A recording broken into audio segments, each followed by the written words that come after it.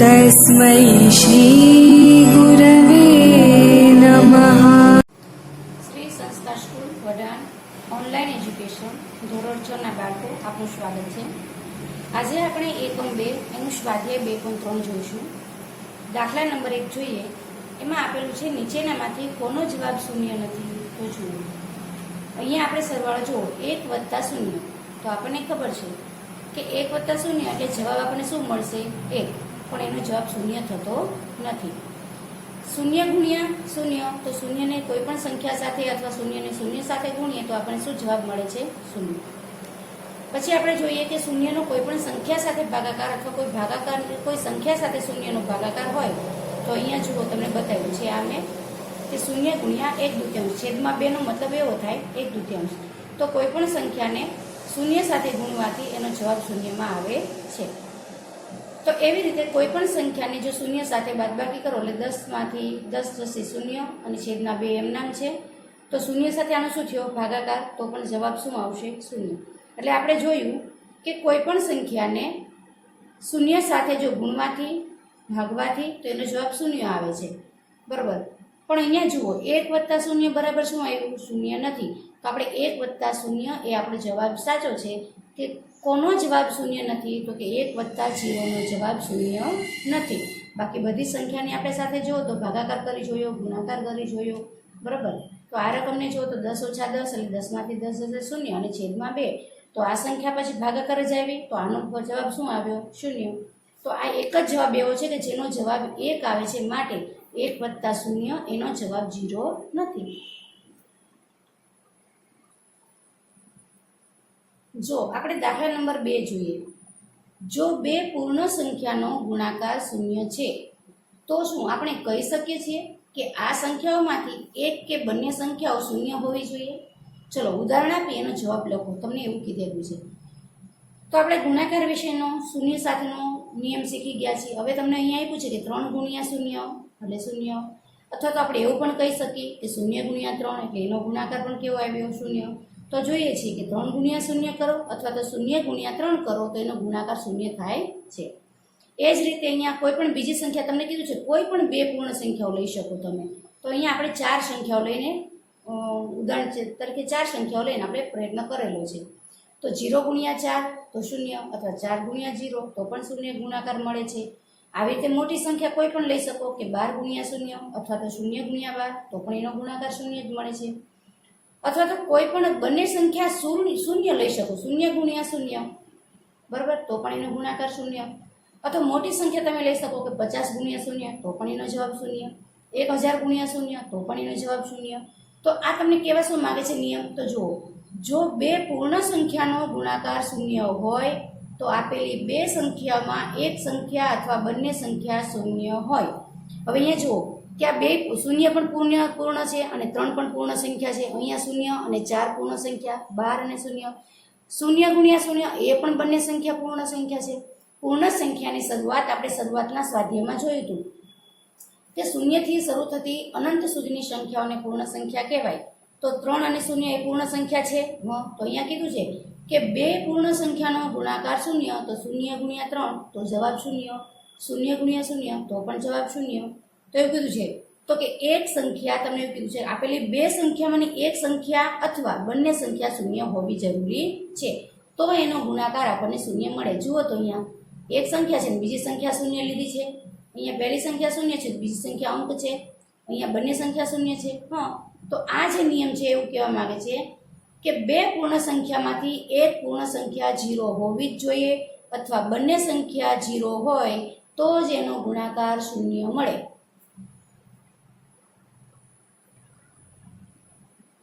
દાખલા નંબર 3 માં જો બે પૂર્ણ સંખ્યાઓનું ગુણનફળ એટલે ગુણાકાર 1 છે તો શું આપણે કહી શકીએ છીએ કે આ સંખ્યાઓમાંથી એક કે બંને એકના બરાબર હોવી જોઈએ। એના પણ ઉદાહરણ આપી જેમ 0ના આપણે ઉદાહરણ આપ્યા હતા એવી રીતે આપણે આનું પણ જોવાનું છે। જો બે પૂર્ણ સંખ્યાનું ગુણનફળ 1 હોય તો બંને સંખ્યાઓ 1 હોવી જોઈએ એ નક્કી છે, આ એનો નિયમ છે। દાખલા તરીકે 1 × 1 કરી તો આપણને 1 મળે છે। ગુણનફળ આપણે કેટલું મેળવવાનું છે જુઓ તો ઉપર આપણને સંખ્યામાં કીધેલું છે 1 મેળવવાનું છે। તો એવી કઈ બે પૂર્ણ સંખ્યા છે કે જેનું ગુણનફળ 1 હોય? તો કે 1 ગુણ્યા 1. હવે અહીંયા આપણે જુઓ તો 2 ગુણ્યા 1 કરીશું તો આપણને 2 મળશે, 6 ગુણ્યા 1 કરીશું તો 6 મળશે, 1 ગુણ્યા 8 કરીશું તો 8, અથવા 17 ગુણ્યા 1 કરીશું તો કોઈ પણ સંખ્યાને 1 સાથે ગુણીશું તો સંખ્યા પોતે જ જવાબમાં આવે. આપણે આ શીખી ગયા છીએ. પણ આપણે તો ગુણનફળ એટલે જવાબમાં આપણે 1 જોઈએ છે, તો શું કરવું પડે? તો કે બંને સંખ્યા 1 હોવી જોઈએ. જો બે પૂર્ણ સંખ્યાઓ 1 હોય તો જ તેનું ગુણનફળ હંમેશા 1 હોય, એટલે 1 ગુણ્યા 1. બીજી કોઈ પણ સંખ્યાને 1 સાથે ગુણવાથી આપણને 1 જવાબ મળતો નથી. માટે બંને પૂર્ણ સંખ્યા એકડો હોવો જોઈએ, એટલે 1 હોવો જોઈએ, તો જ એનું ગુણનફળ આપણને 1 મળે છે. દાખલા નંબર 4 જોઈએ. વિભાજનના ગુણધર્મનો ઉપયોગ કરી અને તમારે કિંમત શોધવાની છે. ચલો આપણે જોઈએ. 728 ગુણ્યા 101. તો 728 આપણે એમ ના મૂક્યા, પણ 101 એટલે 100 વત્તા 1 એનો મતલબ 101 થયો. તો અહીંયા જો ગુણાકારનું સરવાળા પર આપણે વિભાજન કરીશું. તો આ 728 છે એ 100 ને પણ ગુણશે અને આ 728 1 ને પણ ગુણશે. એટલે જુઓ, અને બંને વચ્ચે શું છે? સરવાળની. તો ગુણાકારનું સરવાળા પર આપણે વિભાજનનો નિયમ અહીંયા ઉપયોગ કરીશું. 728 ગુણ્યા 100 એટલે કેટલા થશે? 72,800. અને અહીંયા 728 ને એટલે ગુણી, એટલે 728 એકા 28. તો અહીંયા જે ગુણાકારની ક્રિયા હતી, હવે અહીંયા કઈ ક્રિયા આવી ગઈ? સરવાળાની. તો અહીંયા સરવાળાનો વિભાજનનો ગુણધર્મ કામ કરે છે, ગુણાકારનો વિભાજનનો ગુણધર્મ.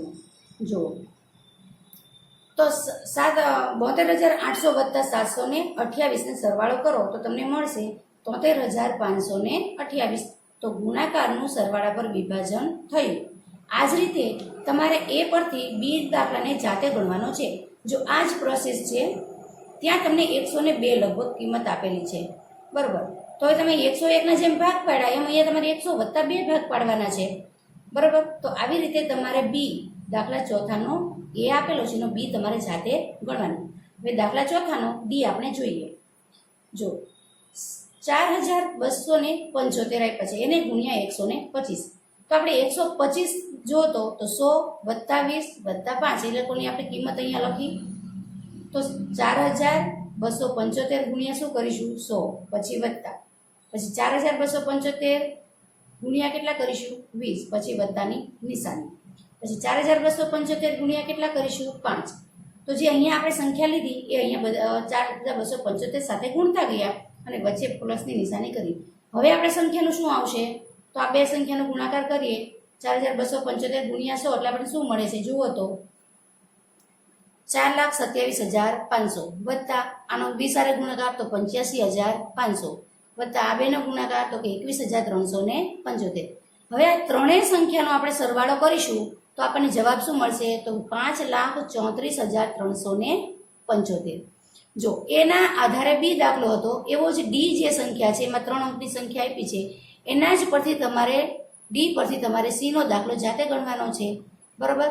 તો આ જ પ્રમાણે દાખલાઓને તમારે ઉદાહરણ આ બે તમને મેં સમજાવેલા છે એ જ પ્રમાણે તમારે માત્ર બી અને સી જાતે ગણવાના છે. જુઓ બાળકો, ઈમાં જુઓ તો રકમમાં તમને શું તફાવત દેખાય છે? હા, તમે એમ કહેશો બેન 504 ગુણ્યા 35 આપ્યા છે. અહીંયા આપણે 35ના ભાગ પાડવાના નથી, પણ પહેલાં શું કરીશું? ક્રમ બદલીશું. 35 ગુણ્યા 504. હા, હવે તમને તરત ખબર પડી ને કે 504ના આપણે શું પાડીશું? ભાગ, કે 500 વત્તા 4. હવે થઈ ગઈ તમારે આગળની સંખ્યા જેવી રકમ. હા, તો હવે તમને એનો તરત જ વિભાજનના ગુણધર્મના આધારે પછીની પ્રોસેસ તરત આવડશે. તો 35 ગુણ્યા શું કરીશું? 500 વત્તા 35 ગુણ્યા 4. તો ગુણાકારનું સરવાળા પર વિભાજન થયું. અહીંયા 35 ને 5 ગુણી એટલે કેટલા આવશે? 175 અને 2 500ના મીંડા ચડાવો એટલે 17,500. 35 ચોખ્ખું 140. હવે આ બંને સંખ્યાનો સરવાળો કરો તો 17,640. તો આ રીતે તમે જો આવી રીતે રકમ આપેલી હોય તો ક્રમ બદલી અને જે આપણે પ્રોસેસ પહેલાં કરતા હતા એ જ રીતે તમે આ દાખલાને ગણી શકો. આગળના દાખલાની રીતની જેમ જ છે, પણ અહીંયા રકમ બદલાવી એટલે મેં તમને અહીંયા સમજણ આપી કે આ સંખ્યાનો મેં પાછળ ક્રમ લીધો, આ 35નો ક્રમ આગળ લીધો, પછીથી જેમ હતું એમ 500ના ભાગ પાડ્યા. 35 છે 500ને ગુણે અને 4ને પણ ગુણે, પછી આ બંનેનો ગુણાકાર કર્યો 17,500 અને આ ગુણ્યા આનો ગુણાકાર કર્યો 140, પછી આ બંનેનો સરવાળો. તો આ જ રીતે તમે દાખલાના સમજવાનો પ્રયત્ન કરજો. જો દાખલા 5માં નિમ્નલિખિત સ્વરૂપનું અધ્યયન કરો. જો અહીંયા તમને પેટર્ન આપી છે, પેટર્નની રીતના દાખલા છે. શું આપ્યું છે તો કે 1 ગુણ્યા 8 એટલે 8 1 8 વત્તા 1 એટલે 9, 12 8 96, 96માં 2 ઉમેરો એટલે 98. તો અહીંયા તમે જુઓ ક્રમશ 9 9 9 એ રીતે આવતા જશે. પછી 8 8 8, પછી અહીંયા 7 7 7, પછી 6 6 5 5 4 3. અને અહીંયા તમે જુઓ કે એ જ પ્રમાણે અહીંયા ક્રમ વધે છે. 1 પછી 1 પછી 2 પછી 1 2 3 1 2 3 4 1 2 3 4 5 1 2 3 4 5 6. અહીંયા ક્રમશ એક એક અંક વધતો જાય, પણ દરેક અંક વધારતા જાય એમ ગુણાકાર માત્ર 8 સાથે જ કરવાનો છે. અને જે અંક તમે ઉમેરો છો એ જ અંક અહીંયા પ્લસ કરીને પાછો મૂકવાનો છે. જુઓ તો 1 2 3 4, મેં અહીંયા 2 મૂક્યા તો 2 પ્લસ કર્યા. અહીં 123 ગુણ્યા 8 કર્યા તો એમાં મેં 3 ઉમેર્યા હતા, તો અહીંયા 3 પાછા ઉમેર્યા. અહીંયા 4 લીધા તો અહીંયા પણ મેં 4 લીધા. શું તમે કહી શકો કે સ્વરૂપ કઈ રીતે કાર્ય કરે છે? જુઓ અહીંયા આપ્યું છે તમને. આ સંખ્યા જો તો 11,111 પ્લસ 1,111 પ્લસ 111 11 અને 1, આ બધાનો સરવાળો કરો તો કેટલો આવે છે? 1 2 3 4 5 એટલે કેટલો આવે છે? 1,12,345 આવે. જુઓ તો આનો સરવાળો કરો તો આ તમને એક ઉદાહરણ તરીકે નોંધ આપેલી છે કે આ બરાબર આ થાય છે. હવે તમે પાના નંબર હું તમને બતાવું, એમાં તમે જરાક જુઓ તો બાળકો, હવે 11 વત્તા 1 એટલે કેટલા થયા? 12. 3 એકડા આપ્યા છે. 111 વત્તા 11 વત્તા 1 એટલે કેટલા થયા? 123. 4 એકડા, પછી 3 એકડા, 2 અને 1. અહીં ક્રમ સંખ્યા એકડાની આપણે વધારતા ગયા તો 1,234. તો અહીંયા પાછા 5 એકડા, 4 એકડા, 3 2 અને 1. આ એક જાતની પેટર્ન છે, દાખલા સમજવા માટેની પેટર્ન છે. તો અહીંયા જુઓ તો કે આ બધાનો સરવાળો તમે કરો એટલે તમને કેટલો મળશે? 12,345. હવે 5ની જગ્યાએ 6 એકડા લો, પછી 5, પછી 4, પછી 3 2 અને 1 લો, તો અહીંયા પાછળ ઝઘડો ઉમેરાશે. તો એવી રીતે વળી પાછું તમે કરો આગળ 7, પછી 7 6 5 4 3 2 અને 1. આવી રીતે એકડાનો સરવાળો કરો તો અહીં જેમ 6 ઉમેરે તેમ પાછળ 7 ઉમેરાશે. જો આ પેટર્ન આપી છે. હવે અહીં શું આપ્યું છે કે 1 ગુણ્યા આ નવી પેટર્ન આપી છે. 1 ગુણ્યા 8 વત્તા 1 એટલે કે 8 1 8 ને 1 9, બરાબર. તો 1 વત્તા 8 ગુણ્યા 1. હવે આપ્યું છે 12 8 વત્તા 2, તો 12 8 96, 96માં 2 ઉમેરો 98. તો અહીંયા જુઓ તો 11 વત્તા 1 ગુણ્યા 8 વત્તા 2 શું થાય છે? જુઓ તો 11 ને 1 12 8 96, 96 વત્તા 2 તો 98 થશે. તો આ સંખ્યા બરાબર આ સંખ્યા થાય છે. 123 ગુણ્યા 8 વત્તા 3 એટલે કેટલા થશે? 987. તો અહીંયા જો 111 વત્તા 11 વત્તા 1, તો આનો સરવાળો કરો તો 111 વત્તા 1 ને વત્તા 1 આનો સરવાળો કરો, પછી એની યાર 8 ને ગુણો, એને વત્તા 3 ઉમેરો તો પણ તમને 987 જ મળશે.